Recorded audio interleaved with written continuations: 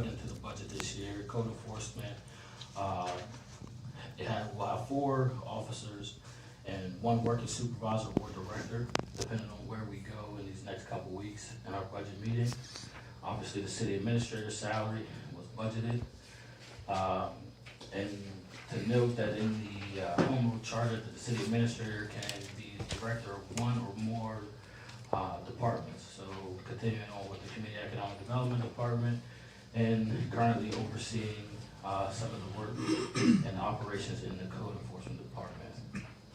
I will note that this budget is being presented and is complies with Act 47. We're waiting for their letter of response to us. Additionally, there's an assistant zoning officer in preparation for Mr. Ferris's retirement potentially. So we did allocate for that position, an assistant zoning officer. And up to this point now, we do have some tentative collective bargaining agreements that we're still working through based on Act 47 requirements. So you'll see 2% throughout the budgets. You'll see some different staffing changes throughout the police, fire, public works, and clerical. And those are all, things that we were able to accomplish, in these last couple of weeks with all of our departmental budget discussions and also with some of our council committees. On the side of taxes, this budget again for the 3rd year does not show an increase in city taxes. However, we do know that some folks, experience an increase in their due to the county assessment. This year, I have to say that the county assessments did not go up, so you may experience an increase or decrease in your tax rates. But I'll let you know our millage has stayed the same. Again, we did not propose an increase. We continue to not levy the business privilege and mercantile tax. That's one of the big things, and collaboratively we work together with the administration and council work to take that out of the budget. Resident EIT remains the same. However, the non-resident EIT did raise from 1.815 to 1.856 due to the distressed pension. In 2020, we were hit with the pandemic. Now today we were hit with rising costs and inflation. The challenges just haven't seemed to stop throughout at least 3 of us that are set up here our term. So these last few years have been very challenging. It's been a juggling act, and I think we've done very well with what we've been dealt, with the hand that we've been dealt of being in an Act 47 community. Moving forward, I'm very optimistic that we will continue to improve our outlook with our target date of February of 2024 being our exit from Act 47.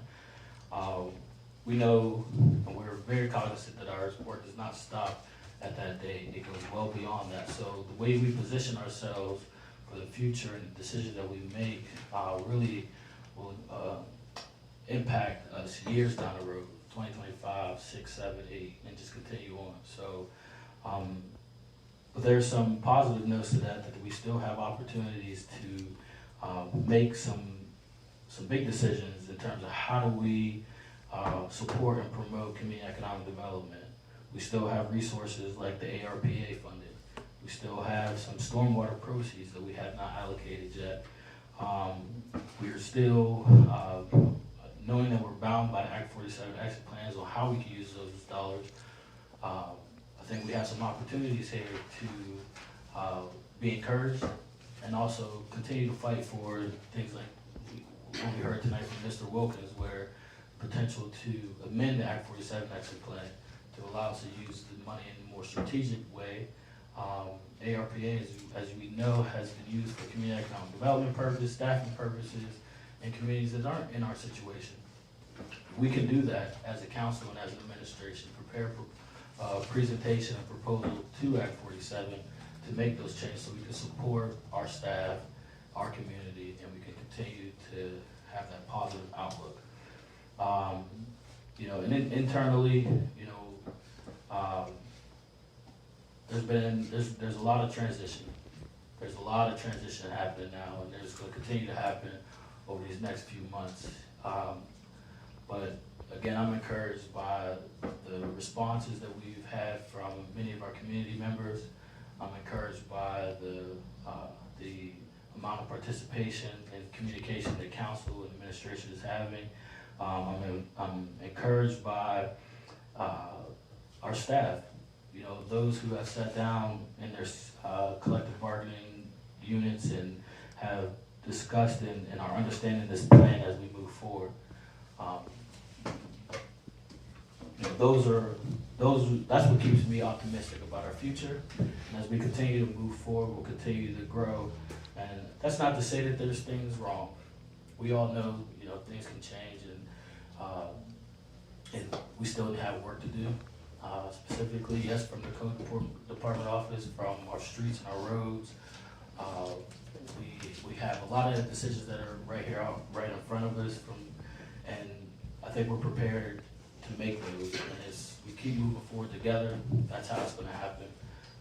So I appreciate you all, and I hope you, I know you will, go through this budget with the fine-tooth comb, and I look forward to our budget meetings and discussions. And one last time, for community members to be engaged with this process, the budgets are made public, so you can look at them and see how we spend your money.